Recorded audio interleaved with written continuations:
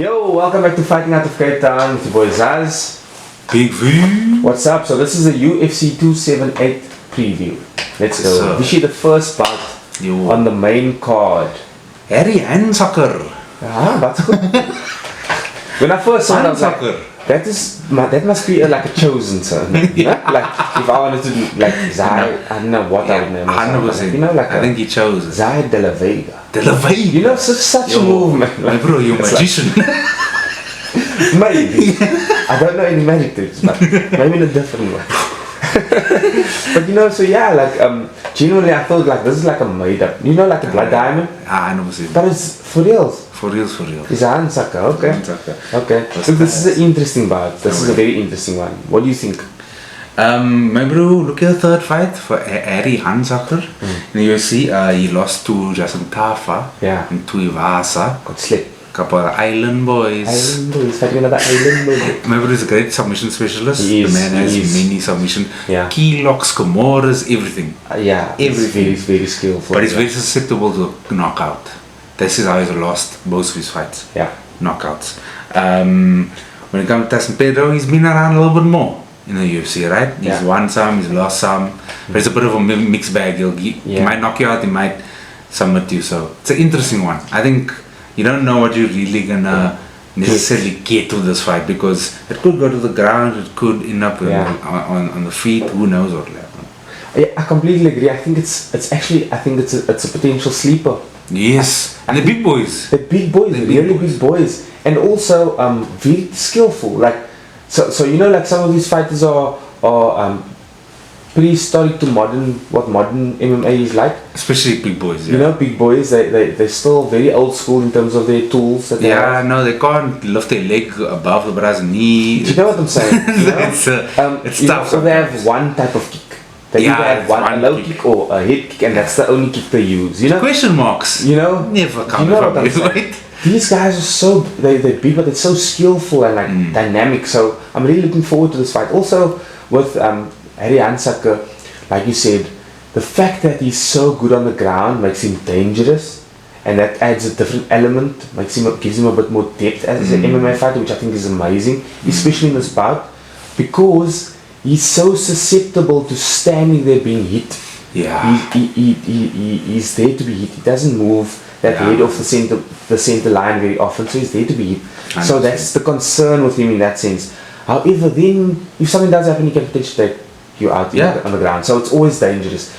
With Pedro, he's Izzy's boy, one of Izzy's guys, right? And newly CKB member. And he's had bad injuries, ACLs repetitively, right? Two after each other, and had to really, put in the work to get, back to where he is. And he worked really hard because he really wants it so badly. And he's really talented too. So one of those island boys, So I think he's also Samoan by descent, origin. Okay. Although fighting out, under Australian name or flag. So because that's I think where he lived the majority of his life and learned, the art of his trade. And so I think it's going to be really interesting between these two. But he seems very dynamic and highly spoken of by Izzy Adesanya. So that's something to look out for. Especially since Harry's susceptible to staying there, prone to being hit. Yes. So we'll see what the ground's like. Like we said, we don't know. We don't know. It's a mixed bag. Mixed cool. bag. It's gonna be a good one. I don't know what I'm gonna bet on. It's gonna be good. You'll figure it out. I know you. Hopefully. You will figure it out. Okay, the next bout is a heavyweight bout. Marcin Tybura versus Alexander Romanov. Yo, guy. This is. He always talks about him and like. He's so talented, so skillful, and obviously he's your guy. You always talk about him like. Yo, bruh, he's coming off 5 wins in the UFC, but previously he's coming off all the wins before that. Yeah. 11 other wins in Eagle FC, and I think there was another promotion in between there somewhere.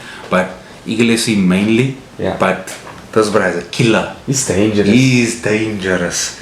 He can kill any of his heavyweights right now. Yeah, I agree completely. He can kill any of his heavyweights. He's basically on a warpath, man. He's on his way to the top, and I don't know if anybody's gonna be able to stop him. Even Tybura. Tybura has a great He's been great. Yeah, it's so fun. It's so fun to watch.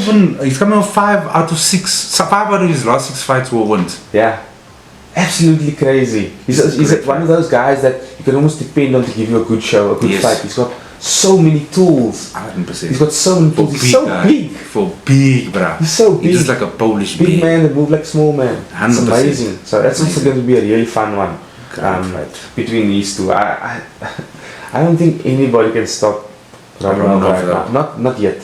But I'd definitely be, keeping an eye on Tybura because he's growing. He grows fast. Yeah. Like his growth. I think he really loves the shit. He does. I think this is another potential sleeper. A sleeper, definitely. A sleeper. Someone sleeping. Definitely. Sleeping. Very interesting one too. Ishii. Third last fight of the night. Jose Aldo. The King of Rio. The King of Rio. MMA royalty. UFC royalty. Brazilian royalty. It's my royalty. Wait, my royalty too, bruh. He's Who's going to run this town tonight? Yo, 100%. When you hear that song, you think of him. It's just, I don't know what's wrong with his face always. It's just like, I don't know. He just do something. I don't know. You use a pig and you just. He fought with the Ninja Turtles in the swords for years. You see that? Master Splinter himself. Jose Aldo. 100%, bro. He was actually the people moving, everybody, all the enemies for the Ninja Turtles. Exactly. Nobody could see him. He was actually the ninja amongst the Ninja Turtles. What a legend, right? And, bro, I'm kind of worried. Yeah. Because he's fighting Marab. From a crazy good Serra-Longo camp. Oh, great camp. Aljo, Turbo, Turbo, also be part of his training partners, and Pumin Kuta. So, really fiery guy. Obviously a takedown specialist. I mean, thick boy. Diving into lakes, frozen lakes. Knocking his head on branches. And Marab doesn't finish fights, which means it's always a grueling fight against a grueling experience. Like if he takes you on the scenic route. Yeah, man. It's just he takes the garden route to Durban instead of the N1, maybe. Yes, 100%. It's cock, man. For every fight. Look, Jose is coming for like 3 wins, right? Yeah. I mean, who did he beat? He beat Font. And like Pedro Munoz, and he kind of came back in that fight against Font, right? Like it was first difficult, and then it was like, I'm Jose Aldo. Yeah. So those are good things to notice. Yes, he beat Pedro One Eye Munoz, and who did he else he beat? He beat somebody else, man. He beat Malancito Vera. Yeah, he beat Cheeto.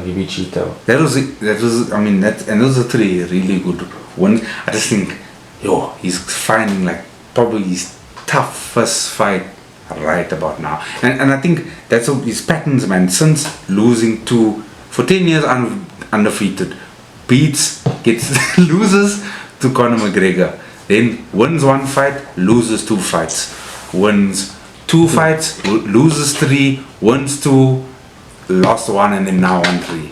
Yeah. And so unfortunately it might be the same pattern going once again. Or the pattern might end here. That's what I think. The thing is, like, it's Jose Aldo. He can knock anybody out at any time. He can knock out Francis. Look here, but you know what I'm trying to say. I'm not gonna go so bad, but you know what I mean, man. Like he can knock almost anyone out, right? Yes. And at any time. So, don't be surprised if you see, some crazy shit. Marab's last fight. Yeah, he did get a good wobble. Your boy was wobbled, So, and then obviously got the takedown and demolished. Yeah. So I think that makes a difference, right? And because he can rely on it. With Jose can't really rely on that, right? And especially at his age, I thought this is a horrible fight for him to take now. Why would you take Marab as a wrestler right now, where you can literally, they could give him a title shot just off the work he's done. Yeah. So mad respect. Always the king to take the fight. bruh, like, there's no hiding. Like, he's just, I love this guy, you know what I mean? Out here always. I love this guy, and he's never going to speak English, but I still love him, you know? You know, and he also still But says, his workout song is English. you know, and when he sings it, there's going to be words where it's a R, and he's going to say, huh, you know? I really, really love you, you know? I want to understand the night. Exactly. Yeah, like, I can't wait for this fight also though, because it's going to answer a lot of questions, and that's, I think, the most important part of it. Sure, that's a great point. But don't be surprised if you see the King of Rio, Nina Nunes in it. Oh damn! You know, but Nina Nunes won, and she still put a close up. Yeah, you know it's. But we know why. Yeah, you know.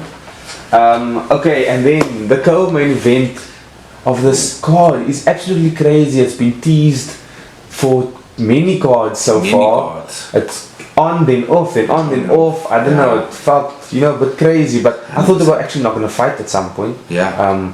You know, with all the cancelling. But here we are. And I mean, it's Luke Rockhold, the legend, 100%. Versus Paulo Costa. And I don't know if this is the hardest fight to date, especially with a long layoff for him. If this was harder or dating Demi Lovato. But those are arguably two of the toughest fights in his life that he'll ever face. That and this one, you know? So, I'm scared for Luke. I love Luke. Always loved Luke, right? Because of the clique he's in, right? The 3 kings of MMA, which became the 4 kings of AKA. And I'm afraid for him. Oh, yeah, 100%, because he's fighting Paulo Costa. Look, before Isa Adesanya, you know, clowned him and fooled him and made him look terrible. He demolished. He was demolishing everybody. And then Yoel Romero fight, Paulo Costa and Yoel Romero, that was one of the hardest fights ever. Oh my god. But it's like 2 lumberjacks just deciding, hey, that's my wood. And I feel like this is a typical story of Luke Rockhold, of this old fighter who's training hard, liquor. He look nice, he's on front of magazine covers or about his comeback, and he's saying, oh, I feel better than I've ever felt in my entire life. And then you get knocked the fuck out, man, bro. And that's what happened to Uncle, what's his name? Nick Diaz. Yeah. That happened to many fighters who say, I'm in the best. 100%, bro. I completely agree with you. And I think that with Paulo Costa, it was so embarrassing for him that I think he has to really he really wants to show out, right? He's also been speaking a lot in the media lately on Twitter, getting involved with people that, you know, just random accounts. Yeah, they're kind of antagonizing him, right? Some are antagonizing, and then some started to build, like, because they saw he's actually funny and posting some funny stuff of himself. So now there's actually they're actually kind of like liking what he's doing. So I think he's starting to win people over and not just seem like this dumb, arrogant guy, because kind of that's what he seems like, right? And so I think people are starting to win him over. And I think Izzy fighting the way he fights, which is smart and technical and point fighting, is starting to annoy those types of fans. And so they are kind of shifting to you understand. And obviously he's a beast. And with regards to Luke Rockhold, it's always a tough one, because I remember Luke Rockhold being Luke Rockhold. And that guy was the guy who didn't lose to Bisping yet. That guy was serious. He was the biggest problem, you know, at middleweight. He was a phenomenon because of what he could do with his BJJ and his wrestling and knocking people out. So, and being as big as he is and explosive as he is. And so, and almost like Nick Diaz at the time. And then things change, and then things happen in your career, and, you know, different pathways, and, you know, distracts you potentially and this and that. And we find ourselves now at Luke Rockhold, not at AKA. Oh yeah. At Ruka with Jason Perillo. And Michael Bisping actually gave a secret away early in the week, where he said, he'll be honest, what's the point of knowing this information and not telling it? Although he said he wouldn't tell. Perillo told him Luke hasn't been sparring as much as he would like him to. He's been on and off with his sparring, and that's the only Perillo's only concern about Luke in this fight. He hasn't been sparring as much as Perillo would have liked him to spar. However, this is Luke Rockhold. Let's not forget and let's not mistake this. Vishy this guy, like, he was like Carlos Condit, right? Where he's so skillful that you're like amazed by the shit he can conjure up in that moment. Yeah. You're like, how did he do that? He's too pretty. Yeah, to be this like you look like a male innovative with a fight. Yeah, I swear to you, I think there's a lot of deep-rooted bad shit from his growing up and experience and path, his path, career path to get here. And I think there's a lot that he takes out, and that's why he's always like picking fights with people, put fights with Bisping, and now they're like really cool about it, which is so cool, right? You know what I mean? So I think it's just, I think there's a lot of dark side, a big dark side to Luke, and I think, don't be surprised if you see that in Paulo Costa. Sometimes all Luke wants is a big hitting guy that wants to go forward and come at him so that he can head kick you. Yeah. You know, because he can head kick you. You know, and I just think he mustn't fall into that trap that he fell into against Jan Blachowicz, which is, I'm Luke Rockhold of them. And you've got small feet, what you gonna do with that small feet? And then that small feet, you go sleep pretty, sleep cute, you know. So I just don't want him to be. Don't think you're that Luke Rockhold, because you can't be. You're not in that time. You're in this present moment right now. You have to be something different. Yeah. You are this Luke Rockhold. You have to be tapped in every second of every moment. And I think Cheetah will help with that also, because there's a big brotherly bond and. Yeah. We'll see how it goes. I think it's going to be interesting. Electrifying. Amazing. I think someone's going to sleep. Possibly. And I don't think it's going to be a sub. One fun fact about this card, Luke Rockhold, the night that Conor McGregor knocked out Jose Aldo was the same night that Luke Rockhold beat Chris Weidman. Oh wow, and he demolished Weidman, bro. He demolished Weidman. And everyone was like, oh, Weidman. He demolished. And that's the tools, bro. It's John Jones. 100%. Like, when your tools are so the main event of the evening is obviously the welterweight strap between Kamaru Usman, the Nigerian Nightmare, and Leon Rocky Edwards. Wat gaan gebeur nie? Wat gaan gebeur, meneer? My bro, this is ridiculous of a fight. The last time they fought, both of them haven't lost since then. How crazy is that? This was just let it sink in. That's crazy. Kamaru Usman winning the Ultimate Fighter, and Leon Edwards just starting, I guess, a couple fights in the UFC by that time, right? But that's crazy. The difference though in the fighters is I feel there is a large gap, right? Yes. I think there's like with Leon Edwards, he's fought some good fighters. No disrespect. I mean, he fought Nate Diaz, obviously a legend in the game. I'm not gonna say that was prime Nate Diaz. It was not. He fought people like Gunnar Nelson, Cowboy, Bilal Muhammad. That was ended. But he was destroying him. No, it was going one way, right? Yeah. He's a really good fighter, I'm not saying that. I just think Kamaru Usman has fought the killers of that welterweight division, and he's fought them more than once. 100%. And just think, Gilbert Burns. Ask Khamzat Chimaev how hard that was. Bruh. And the way Kamaru was able to just come through that one and finish somebody you train with, somebody who knows every move, who knows. I mean, obviously they don't train anymore together, but I mean, they train with each other. The children know each other. Exactly, you know what I mean? They know exactly who each other are. So I think Kamaru Usman is a specimen of a man. I think he's something really different. I think something really special. And obviously because he's African, it's always in my nature to lean toward that. Yeah. But I'll be honest with you, I think his time is up. Woo. I think it's over. I think it's over for the Nightmare. I think the pound for pound king is about to get dethroned. Damn. That's what I think. That's what I'm gonna say. I'll be honest with you. I even, a part of me even wants Usman to win because the African.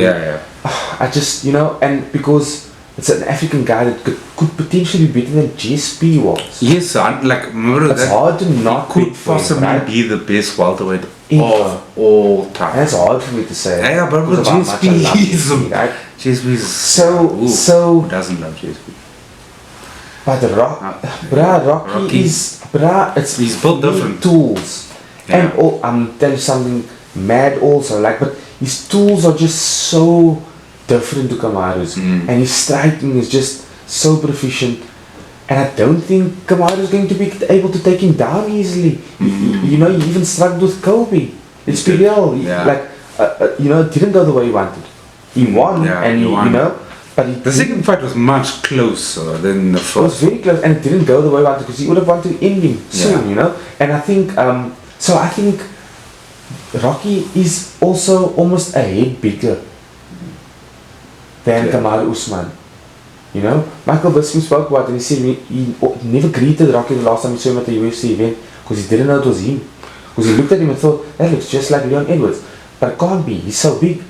Yo. He's that big, bro. Like, bro, Leon Edwards comes from a really tough background. His father was obviously a drug kingpin, a gangster leader, and got killed in London. And like a traumatic lifestyle. And then had to fight through all of that and, you know, not fit in and, you know, grew up in Birmingham and really like take on all those challenges and become a man before he needed to become a man. Like, 100%. And the way he cries, you know, on the bus after the Bilal Muhammad fight because he was so dominant and because of the way it ended. Yeah. For me, that moment resonates so much with me where it goes, I don't think Usman is ready for what I finally get my opportunity, like to like overthrow all that bad shit that's been attached to my family, my name, everything. My life experience was shit because of how tough my life was, because of the life his father lived. Yeah, I mean, somebody defending the title for the 6th time to somebody who wants it hard and wants it more than anything in the world. That's you could be right on that. I was almost like 100% convinced that Kamaru Usman was going to win, but now after speaking to you about it, you've actually made me completely. Juliana versus Amanda Nunes. That's just what, for some reason, it's giving me that vibes. And Usman is a different animal when he comes up with his vibe, you know. He's a different beast when he comes out. You know, the Nigerian nightmare. But you know, I'm just talking skill set also. Yeah. I know Usman. It's tough with Usman. Gilbert Burns learned that because you can't seem to get him out of there. Even if you hit him really hard a few times, you can't get him out there. He just resets, calms himself down and goes again, which is really difficult. But with Rocky, with his stand-up, and he has really good stepping elbows, he has mean grounding pound, he's bigger than Kamaru. 100%. I don't know if Kamaru is going to be hit and going to reset himself, and Leon is going to come again. And I don't know, fam. Genuinely, like, I think, you know, I think Leon Edwards knows that if he loses this, he has to go up to middleweight to contend and fight easy. Yeah. Because, or go down to fight, you know, lightweight. Because they're not going to give him another chance anytime soon. He's going to have to then now go fight Gilbert and Khamzat. And now it's potential. And then it's Peter Yan situation. Deep waters. Peter Yan currently. He's not suddenly bad. Yeah. You know? It's just deep. So, bro, it's a lot to fight for. Yeah. It's a lot to fight for. And I think there's always like killers coming up, man. So like, even if it's not Khamzat, even if it's not Gilbert Burns, there's gonna be somebody else coming that's gonna be even more, if not even more dangerous. Shavkat. Oh shit.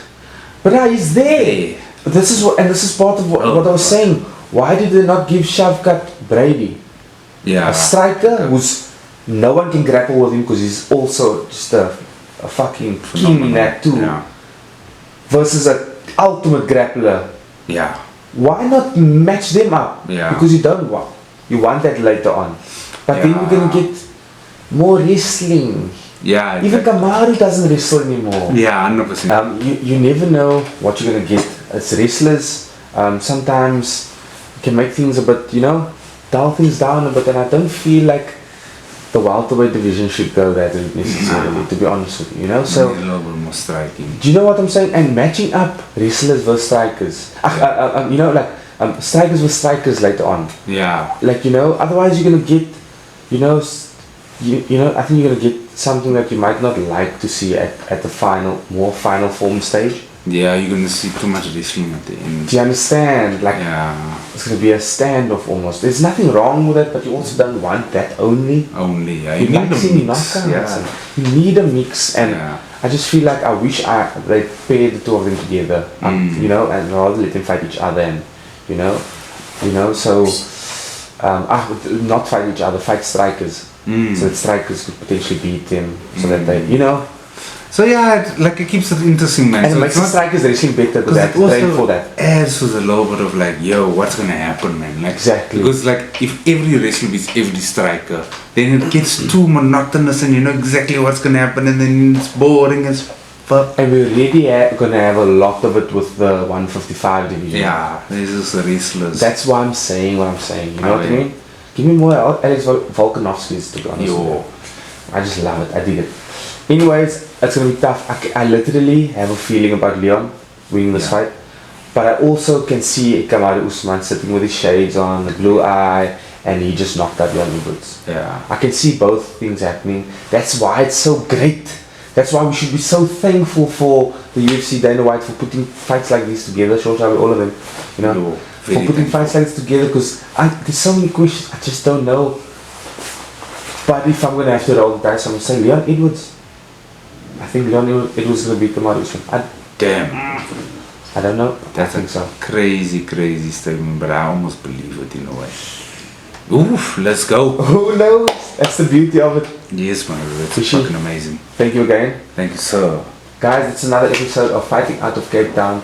Before we go, please like, comment and subscribe. Yes, please. We are really trying to get a South African flavor and experience within the UFC, and we're trying to take this further, and we're trying to really make good content, entertaining content, and we can only get better if you advise us along the way. Tell us what you want, tell us what you like, what you dislike, you know, be kind, but tell us what you dislike, and just share some information and things with us. Share us your thoughts. We've got some people now like MMA Luca, you know, shout out to him, who's literally, you know, engaging with us all the time. Start engaging with us. Let's talk. Let's, you know, whether we, fight. yeah, let's talk about this amazing sport, and let's grow together.